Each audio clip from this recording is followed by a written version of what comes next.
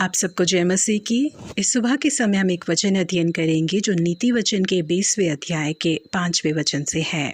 मनुष्य के मन की युक्ति अथर तो है, तो भी समझ वाला मनुष्य उसको निकाल लेता है। American motivational speaker less brown का कहना है कि इस पूरे विश्व में सबसे बहुमूल्य जगह न दक्षिण अफ्रीका की हीरो की खान है और ना ही सऊदी अरेबिया के तेल के कुएं, न सोना उगाने वाले खेत और ना ही हरियाली से भरे हुए जंगल, बल्कि हम सबों के घर के थोड़ी दूरी में ही ये जगह मौजूद है। ये जगह और कोई नहीं है बल्कि कब्रिस्तान है। वो बताते हैं कि वो आखिरकार क्यों कब्रिस्तान को इतना ज्यादा बहुमूल्य जगह समझते हैं। कब्रिस्तान ही वो जगह है जहाँ पर अधूरे सपने और भरोसे छिपे पड़े हुए हैं। वो किताब जिसे नहीं लिखा गया, वो गीत जिसे नहीं गाया गया, वो खोज जिसका वर्ण नहीं किया गया, वो दवा जिसकी खोज नहीं की गई करके ऐसे कई बातें हैं जो वहाँ पर दफन पड़े हुए हैं। लेस ब्राउन का कहना है कि इन सब का कारण है वो एक व्यक्ति जिसने अपने एक कदम को आगे बढ़ाने की हिम्मत नहीं की, जिस कारण ये सब आज दफन पड़ा हुआ है। बिल्कुल इसी बात को पासवान माइल्स मनरो भी कहते हैं। जी हाँ प्रिय परमेश्वर के लोगों,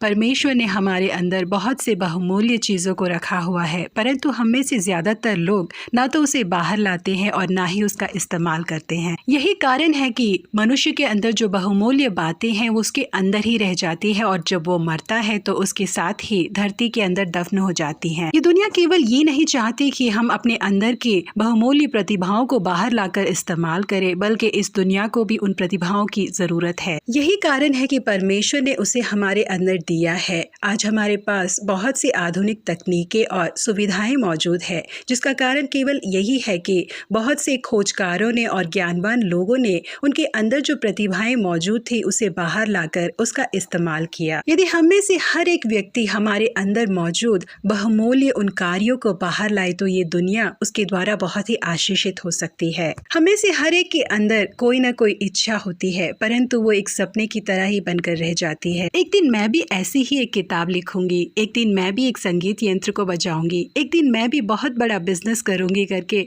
हम बहुत सारे सपने संजो कर रखते हैं, परंतु हम उस पहले कदम को उठाने से हिचकिचाते हैं। यही कारण है कि वो सपना हमारे साथ ही मर जाता है और कब्र तक पहुंच जाता है करके लेस ब्राउन का कहना है। परमेश्वर ने हमारे अंदर जिन खजानों को दिया है, परमेश्वर चाहते हैं कि हम उसका इस्तेमाल करें और उसके साथ ही उसे और बढ़ाएं। परमेश्वर ने पौलुस को अपनी सेवकाई के लिए बुलाया। उन दिनों में पौलुस ने कलीसियाओं के लिए जो पत्री लिखी वो आज भी कई कलीसियाओं के लिए आशीषमय बनी हुई है। आज भी कई पासवान उन पत्रियों में से प्रचार करते हैं। परमेश्वर के अनुग्रह को इस्तेमाल करने वाले कालेब जैसे लोगों ने कई राज्यों को जीता है। परमेश्वर की स्तुति करने वाले गीतों को दाऊद ने लिखा है। आज भी हम कलीसियाओं में उन गीतों को गा रहे हैं। इसलिए प्रिय परमेश्वर के लोगों, परमेश्वर ने हमारे अंदर जिन खजानों को रखा है हम उन्हें ढूंढ कर निकाले और बाहर लाएं और उनका इस्तेमाल करें। आइए अपनी प्रतिभाओं के द्वारा इस दुनिया को हम आशीषित कर दे। प्रभु आप सबों को आशीषित करे। Have a blessed day.